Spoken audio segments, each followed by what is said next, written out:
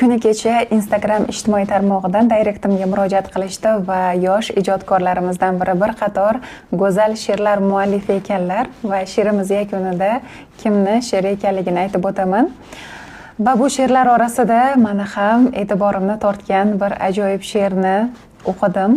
Agar sizlarga ham bu she'rimiz yoqsa, yurakchan qiziqtirib ketasizlar degan umiddaman. She'rimizning nomi Dalda 10 yildan beri farzandli bo'la olmayotgan ota-onalar tilidan aytiladi. Do'st deganing sotishi mumkin. Begonalar yelka tutadi.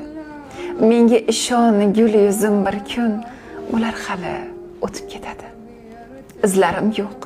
Ortga qarasam, qaniydi bir ishga yarasam, ko'ksimdagi bitmas yara ham vaqt kelib bitib ketadi. Na zo'rim bor va nazar. Umrim yarim, ko'nglimda yarim.